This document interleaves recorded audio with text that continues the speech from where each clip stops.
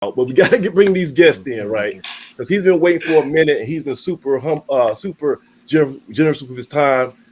He's in the middle of high school football. He's a head coach, so I know he's preparing and looking at film and going over the game plan. But he took a second out of his schedule to come hang with us. This guy's a legend. I can't throw that word around too lightly, but in this case, it really applies. Not only in football, but also in that baseball diamond. I'm talking about none other than Jason Battle. What's going on, Jason? Coach Battle, what's going on? My guy, JB. Appreciate it. Glad to be here. That's good. That's awesome. Thank you so much for coming on, Coach. First of all, let's talk about that high school football because you got a game Friday night. Well, I guess you got JV tomorrow night. You got game Friday night. And y'all play a tough Tarboro team. It was state champions last year, 14-1. Yep. How your boys feeling, man? We're excited. I mean, you know how the kids are. They're excited anytime you're gonna get the football season started again. I mean, they're ready for the opportunity, and you know we got a tough hill to climb. And that Tarboro's a big rival, huh? So I guess they were 14-1 last year, but that one loss was from Rocky Mount High School, where you're the head coach here, right? 12-point shutout, 12-0 shutout. Hey, it was ugly offensively for Rocky Mount, but we were able to pull it out. Yeah, we were able to persevere. Now, Coach, we want to talk a little bit about your storied career, but also we wanted to kind of bring it also full circle with this current A&T season. And there is some serious quarterback battles going on right now at A&T. We got not one, not two, not three, but four guys battling out for that spot. Jalen Fowler, Hooker, Zach Yeager, and a new kid named Eli Brickhandler, who's got everybody is just in wow with his athleticism. You yourself, when you was at A&T, you know a little bit about quarterback battles, right? Every year you was there, you had to fight for your playing time.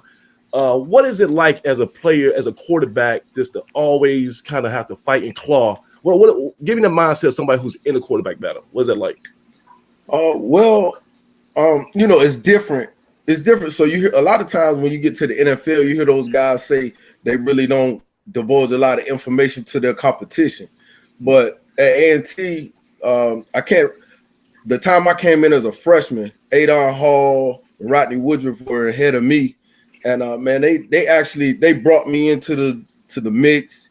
I mean, they did everything they could do to get me prepared and get me up to the point that they were up to. So I always looked at it as the same. So, after my going into my redshirt sophomore year, I had to battle with Keith Matkins and Damian Phillips.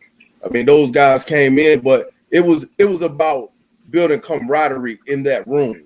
Like, we're gonna compete, but it's about everybody in this room being on the same page. Whoever wins, the winner is the winner. So right. That year I was able to win it. The next year, Damian Phillips beat me out. So it didn't change our relationship and that quarterback room. Like we're still about the team first. Right. And I'm sure the fact that all you guys stayed there, y'all were focused, that is in giving that depth to the position helped out the team in the long run. Yeah, well, Coach Hayes used to say to us all the time, if you don't have but one quarterback, you have no quarterbacks. So we had a room full, and everybody brought a different element. So the same thing you're talking about with the group they got now, like, everybody may bring a different element to the game. I mean, everybody has to know the game plan, but everybody's style is not going to be the same. So gotcha. It's never a bad thing to have First of all, it's never bad to have competition at any position, because and the worst thing you can have is somebody feeling comfortable and feeling like they're the guy and nobody can take their job because you can't push that guy. So in that quarterback room, we were always pushed because the next man was always ready to go. Definitely. So let's talk about that 99 season. So basically, I understand you came to A&T in 98, correct? And you were yes. You redshirted. I think you got sick or something. You had a little illness you was battling. Yeah. Right. Yeah. Right. And then, yeah. Hold on. It was a very it was mono. So I want to make that official. It was mono. Okay, yes. I got it from drinking out the calf cups. So okay. You gonna put it on cafeteria? Yeah, no. It's not that. I just want to make sure that we all on the same page. I don't want nobody thinking it was anything else. But yeah, I came in and actually my freshman year, before I got sick, I was on the depth chart as number 3, so I was traveling. And then at the end of game 3, I think, going into that next week, I got mono, and Coach Hayes just sent me on for the rest of the year. So that's how my freshman year ended. And from my freshman year going into my sophomore year, I wasn't even gonna play football anymore. Like I just didn't. You're a 2-sport star. You was a baseball guy, right? Right. So when spring football came my freshman year, I didn't even participate in the spring because I would play baseball all spring. And then Coach Hayes, and actually I was in a position. I was on football scholarship. Coach Hayes took my scholarship. We sat down and talked about it. I mean, it is what it is. It's a true story. Yeah. If I'm spending more time with those guys, those guys need to be footing the bill. So, I was in limbo of even whether I would come back. And Coach Wayne Hicks caught me on the strip one day during summer school and talked me into coming back. So when I came back that 99 season, I was actually number 5 on the depth chart starting 2-a-day camp. I was number 5. And Rodney Woodruff was a starter. He was a kid. Was he Spartanburg, South Carolina? And he was a smaller guy, but he was a mobile quarterback. He was running and do a lot of bootlegs and stuff. He was mobile and he was smart. And he was a big time quarterback coming out of Spartanburg. Sure was. So it was a good get for A&T to get Rodney Woodruff at that time. So man. Hold on, I got to hear the rest of these guys who was ahead of you on the depth chart. Yeah. Go. Ben Garrett was Ben Garrett. No. Adon. No. So Adon was a senior my freshman year. So it was Rodney Woodruff, Derek Watson, Jared. I can't call Jared last name, but Jared was in front of me, and then also Tim Funderburk. Tim was Tim Funderburk out of Charlotte. It was one of them things like I left, I was number 3, I came back, and to be fair, now that I'm a coach, I see things differently. So, I wasn't there I wasn't there in the spring, wasn't there in the summer. They brought in a new quarterback coach, Coach Hall, JD Hall, and man, I was in the doghouse. I mean, it wasn't a game, like I was in the doghouse. So we would have a whole day, 2-a-day practice. I might get 3 reps the entire day. But how long did it take you to learn the playbook? How long did it take you to process the playbook? Well, our playbook was the same as the year before, so I had a good grasp on it. I just wasn't getting the reps, so that's why I learned that standing on the side, you got to take mental reps and make sure because if I don't get but 3 reps today, I got to make these 3 reps my best reps. So that's right. It was just one of those things. Like every time I got in, I didn't take the opportunity to, get in my feelings about it. It was just, look, you got to work, you got to earn it. And it just so happened by the time we went, I think we maybe had our last scrimmage of 2-a-day camp, I went from 5 to 2. It was knowing the system, being able to process things and make reads. And just, get us in the right plays. Because, even at that time, we were more spread out. We were more in a pro set, but we still going to run the football. So, and that was, if I remember correctly, that was the first year that Hayes officially kind of transitioned from the wing tee to more of a spread, right? So they did that in 98. So that was the 98 team. 98. So 98, they kind of made that transition. Okay, gotcha. Yeah, so that was the 98 team. And then 99, the team is rolling pretty good. I think we lost to Elon. Lost to Elon. Woo! Beat up by Elon. Woo! Down there in Elon. We got the brakes beat us by, and that wasn't Elon. That was actually like Williams High School, I think. That was it was at Williams. It was at Williams. Williams. And Doug Brown can appreciate this because playing for Coach Hayes, knowing how it go. That we took that beating that day, and he brought us back, sat us in the stadium, and talked to us for about 45 minutes. We had a 12 o'clock curfew that night, and we had Oklahoma that Sunday. Woo! The Oklahoma drills. They can still do Oklahoma drills like that. Now, thank God I was a quarterback, so I didn't get no action. But man, you know, after getting beat up like that, we went out and had Oklahoma the very next day, and you know, hey, we hated it, but it got the mentality where we needed it to be. So 99, we lose to Elon, but then we start rolling. We upset Hampton at home. That was my first. Hold on. So before that, we lost to Elon. Then I want to say the next week we went to Norfolk State, and when we went to Norfolk State, yeah, okay, go to Norfolk. We went to Norfolk, and that's when Rodney got hurt. Rodney got hurt in the third quarter. Yes, sir. And I came in, and I ended up. I think I threw either 1 or 2 touchdown passes to finish that game, and then and you know they had already deemed Rodney was going to be out the next week. So, you know, they were nervous to kind of start me because, you know, at that point in time, I was still young. Yeah. But man, we went out, we upset Hampton. I mean, and it was in good fashion too. Like 41, we like 41-20 or something like that. It was a beatdown. Yeah. But the one of the best things about that team, man, I get chill bumps talking about 99 team.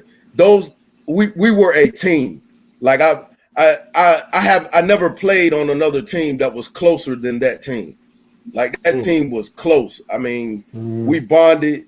You know, we had goals, we had rules throughout the week. You know, you get your classwork done on Monday, Tuesday, but starting from Wednesday night, everybody got curfew, and coaches ain't got to check it because 11 o'clock, you better be where you be because man, we had great leadership. Darryl Clue was our captain. Yes, sir. You know, hey, Darryl Clue was the guy. Mo Smith was on that team. Mo Smith had the offense, him and Chad Mann. Even though I was the quarterback, those were the captains for us. Yeah. So, you know, man, it was just great camaraderie. And, you know, we still pretty tight when we see each other today. Definitely. You also had what? Was BJ Little on that team? Woo, yes, sir. BJ Little, Dwayne Carpenter, probably one of the best Aggie defenses. Like if you just put them together, I mean, from all 3 levels, because not only were the starters good, I mean, those guys they were 3 deep at almost every position. Very good players. Yeah, anywhere you look on that D, man. Yeah, Sammy Rogers. You know, we had Von Keith Spencer. Von Keith Spencer came off. Yeah, I think he was like the 3rd corner, and he was the number 1 corner coming out of JUCO. So, I mean, you just imagine people like that were on that team. Ahmad Blakeney, a lot. I mean, it was dudes on top of dudes everywhere. And so this team starts don't sleep on that whole wideout quarter. I gotta shout out my wideouts. Oh no. Caldwell. My roommate Darius Hilton. Yeah. Chris Caldwell, Steve Ship came in that year. I mean, he was he transferred that year. Steve Ship was okay. Yeah, Florida, right? Right. Yeah. University of Florida from West Charlotte. West Charlotte High School. Ramondo North. I mean, like, you know, it was one of them things. Ramondo North was so fast. Every week, this true story. Every week, Coach Hayes would go in and say, okay, we got to make sure North touches the ball at least 8 times this week. It doesn't matter whether it's kickoff return, hand him the ball on offense, throw it to him. He's got to touch the ball 8 times. Definitely. I mean, that's just what we did. That was that team, super special, man. And I think 99 all across the board was just one of those years in Black college football. I mean, FCS wise, that was the golden era. Because that was the golden era. And we don't talk about this. You had JSU was dominant. Texas, Tennessee State was number 1 team in college football. They were number 1 team in the nation. FAMU and FAM had a year. Yeah, FAM had a good year. They won 2 playoff games, but. Yeah, you know, the last Aggie to win a playoff game in 99 was Jason Battle at quarterback. So we got to give Jay his flowers, man. We haven't won a playoff game since, and I don't know that other than FAMU making that run. I think that's the last time that we had some schools make a nice run like that. But man, that was a special year, man. Special year. Well, special group, man. There was a lot of people, a lot of talent on both sides. And one thing that's very overlooked, I got to say it though. Yeah. Very good on special teams.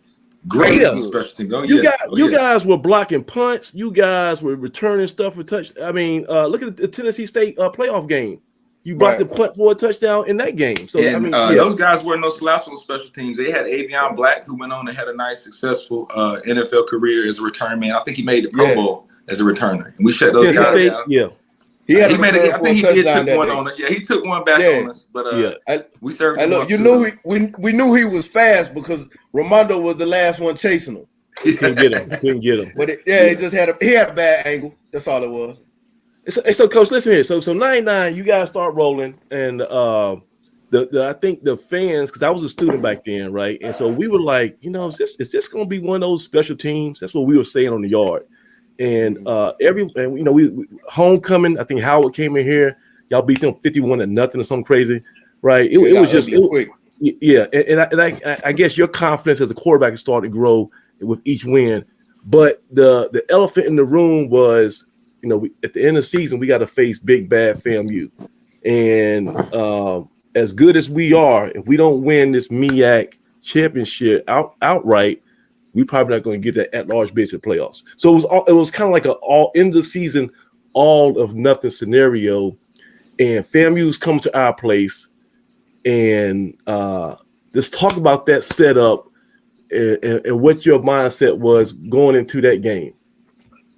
Well, we were prepared, and so I can say this now. Like I can remember that week, Ramondo North coming in saying, "Look, man, hey, nobody going to class. We're going to watch film. We watching film this week. We watching film. Everybody need to be in the film room." So, I mean, we were locked in as well as we could be. We were very prepared for the moment. I talk about that game a lot because it's one of the greatest atmospheres I played in front of. I mean, both sidelines were rocking, the bands were going, and it was intense. It was very intense. FAMU brought their band down. They brought like 4 buses worth of band. This is when the March 100 was the marching whatever. They had some numbers. They could have overthrown a small nation. They came deep. And they had their fans too. That whole fan side was orange and green. The whole thing, it was loud. It was loud, and probably the most intense game I played in Aggie Stadium. I mean, it meant something to us. So, but like I say, we were prepared. The thing we knew about them was that they were flashy. They like to look good. They didn't want to get hit. They didn't want to play football in the phone booth. And it was very physical from the beginning. They called it the Gulf Coast offense. They were scoring points in abundance. They had just beat the brakes off of Southern, which was one of the top teams in the SWAC that year. And they went to Baton Rouge and beat them like 60-something to 13 or crazy. It got out of hand quick. And so that was the previous week. So they coming off that win to Greensboro. And they're just kind of like figuring they're just going to walk through A&T, get that MEAC championship, go to the playoffs. But you guys had a different story. And let me, the funny thing is, while I was kind of prepping for this interview, I was looking on the internet, and I want to say like the holy grail of Black college game film surfaced today. I got that 1999 A&T versus FAMU game. Somebody uploaded it to YouTube. Wow. And I have never seen it before this afternoon. I got a clip. This is, I think, this is one of your big plays. Let me make sure this works. You remember this play?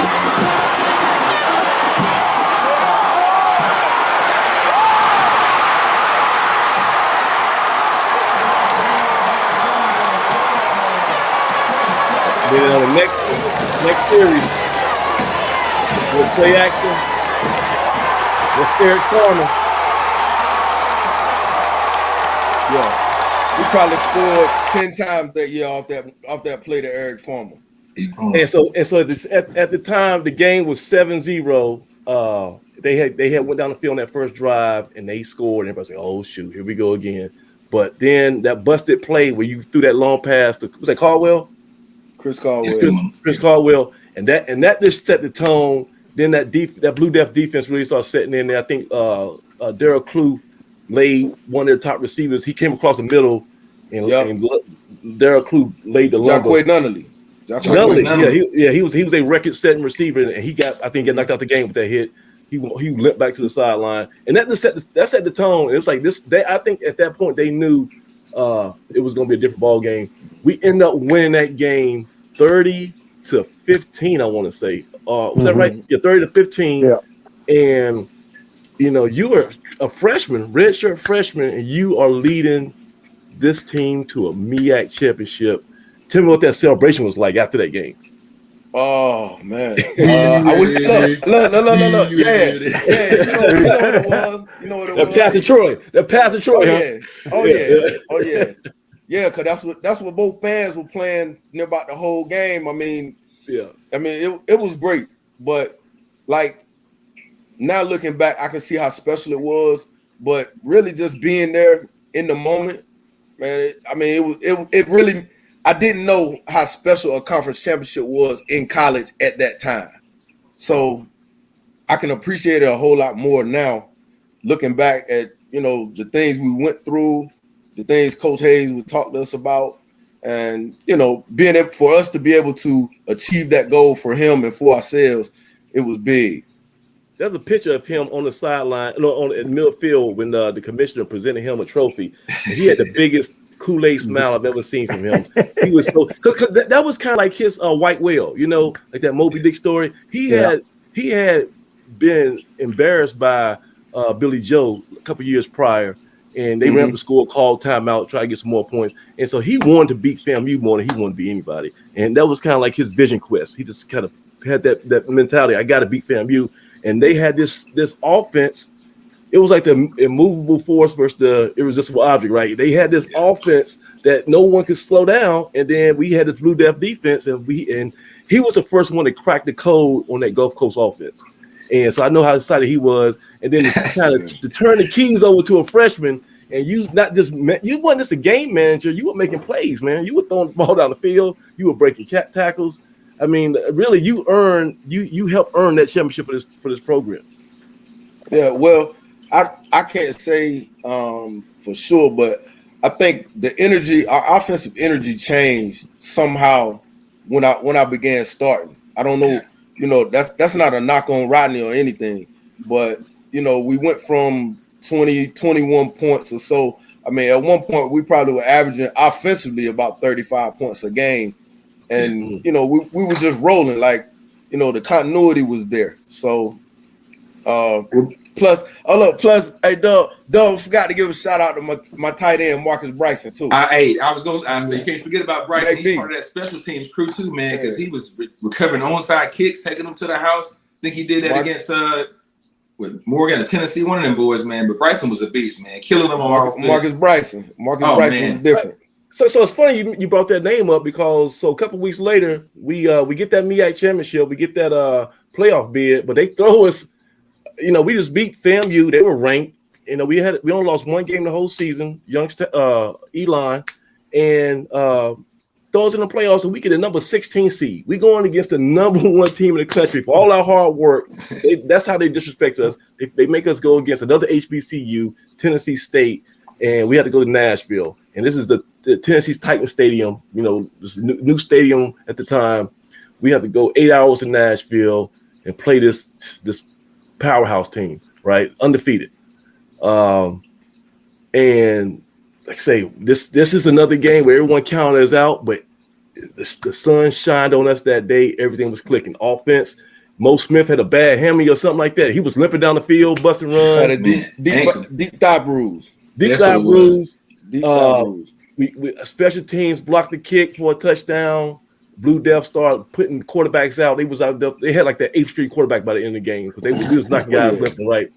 But Mr. Jason Battle, you were not just along for the ride. You were making things happen. Let me show you this play right here to help this offense get back on the board. There you go. That's your guy. That's your guy. Marcus Bryson. Hey, that's a 6'6" tight end. Whew. Hey, that's awesome. Hey, look. The funny part about this play is he runs the wrong route. That's right. Yeah, he's supposed to sit down, but he don't see nobody behind him, so he keeps running. And took the ball to himself and caught it. So me and my roommates, man, we actually made that 8-hour. Ooh, it's a long drive. Craig, that's a long drive. We actually made that drive to Nashville for that game, and we brought some signs and everything. We was hyped, man. Because like you're talking about a time when I was a fan. I mean, and for me, having a chance to, I mean, 99 is easily that year the best year ever, and this is pre-Celebration Bowl era. It was one of those games. If you was there, you was there. You were happy you made the trip. Like, man, that was great because it wasn't no Celebration Bowl at the end of the season, right?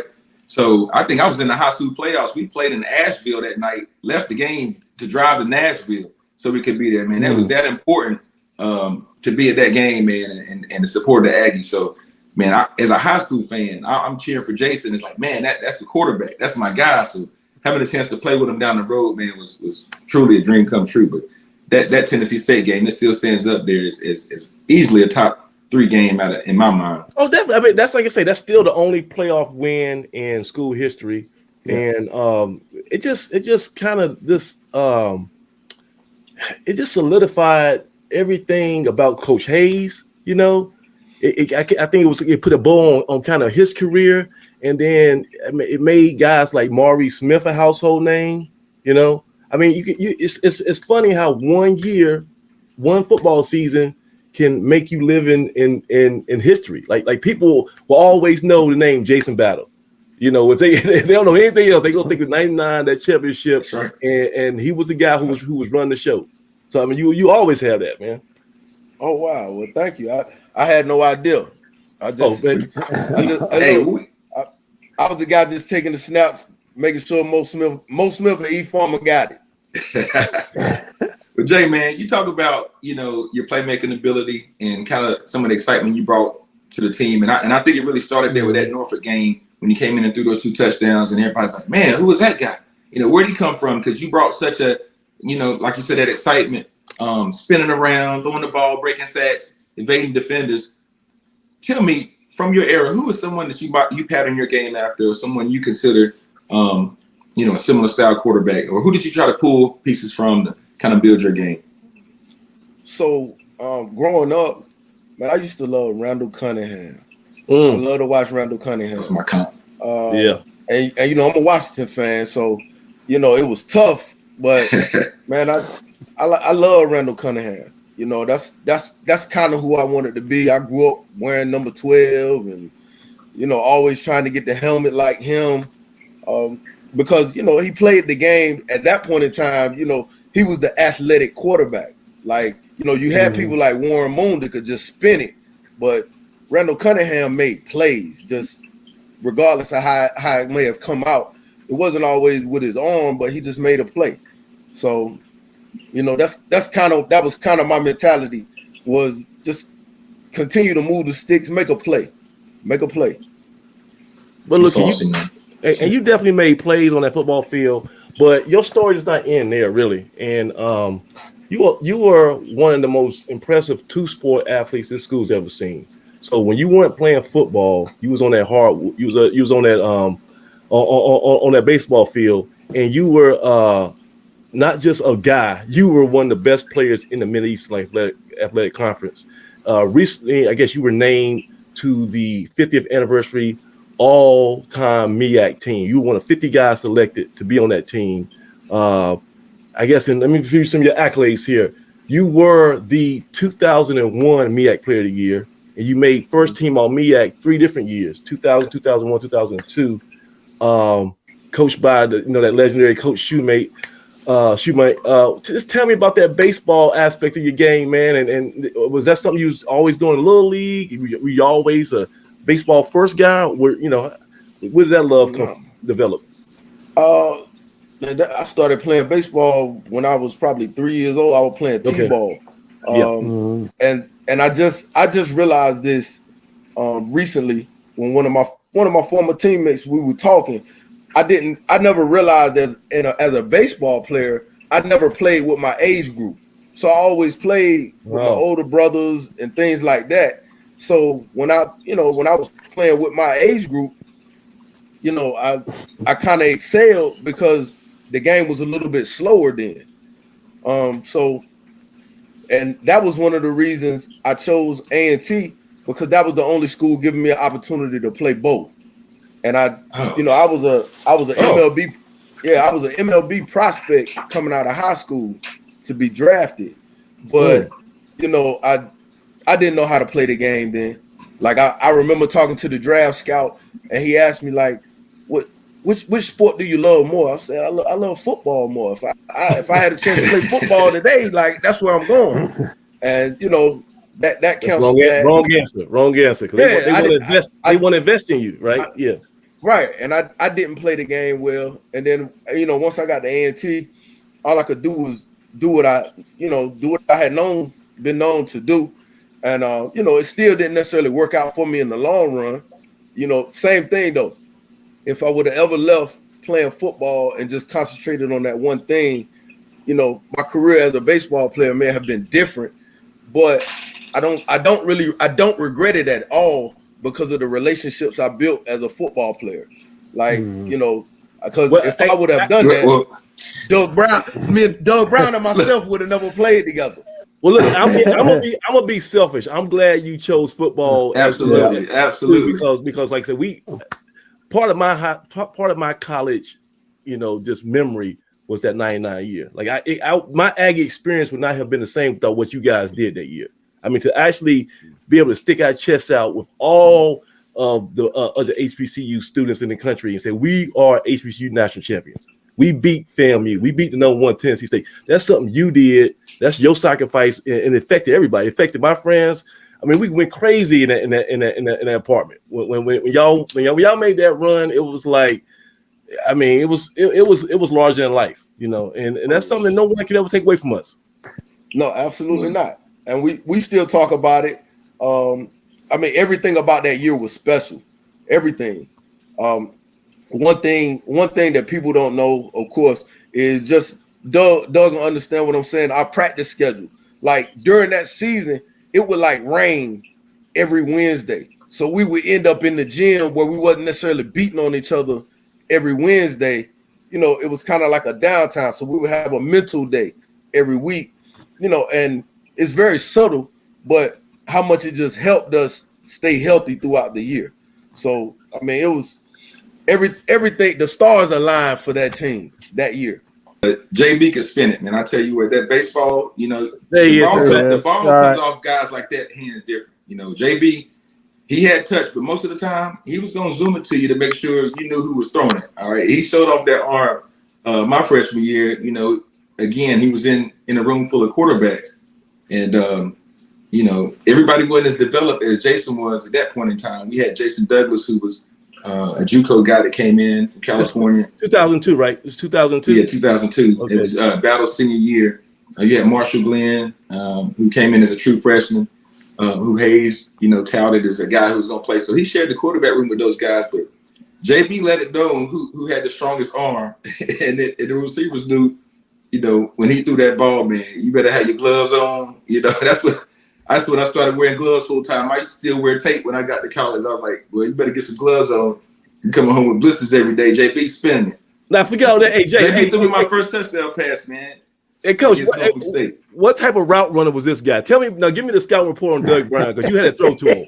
Was he where he needed to be at all times? Yeah. He didn't have excellent speed. He had good speed. But he was a route technician. Okay. So he was going to run very good routes. That's what he said. Find opening. Mm-hmm. Okay. I'll take that. He did that. Yeah. Well, it got worse after that, JB. The routes got worse. I was just trying to run where they ain't. I run where they open.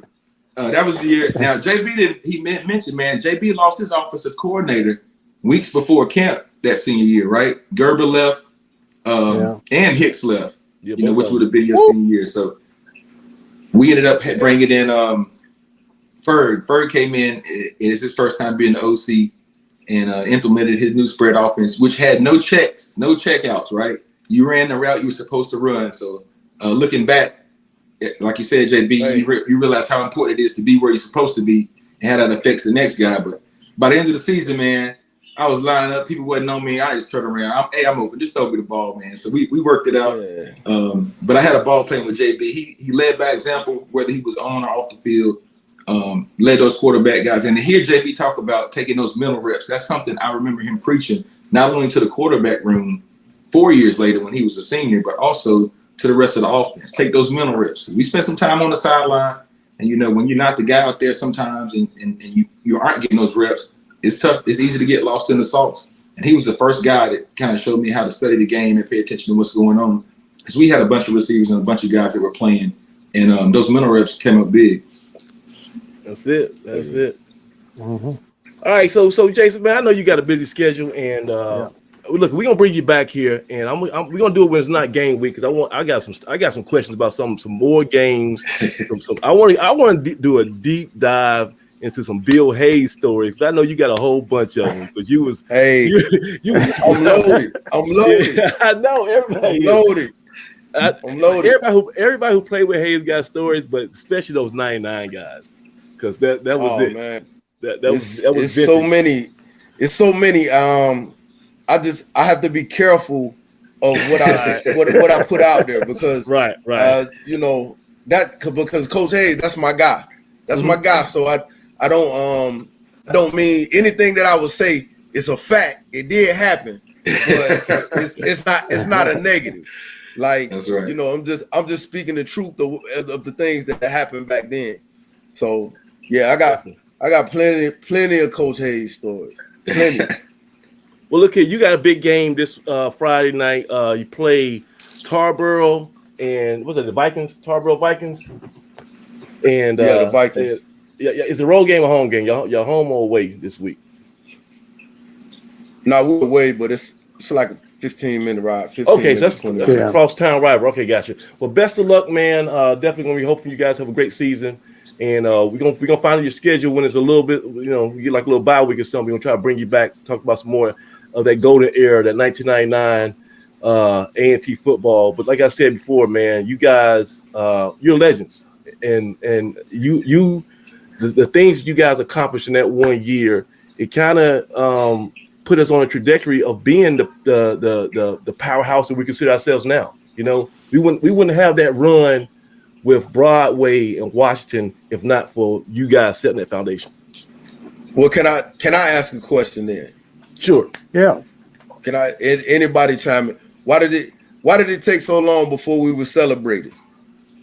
Okay. But you talking about from who? Officially university or from the fans? Yeah. I'm just saying university. From the university. Okay. They didn't bring that team back. They celebrated other championship teams before they ever recognized that 99 team. Okay, so I was thinking they had brought y'all back in 10 years. They didn't do the 10-year anniversary? They didn't do the 10-year?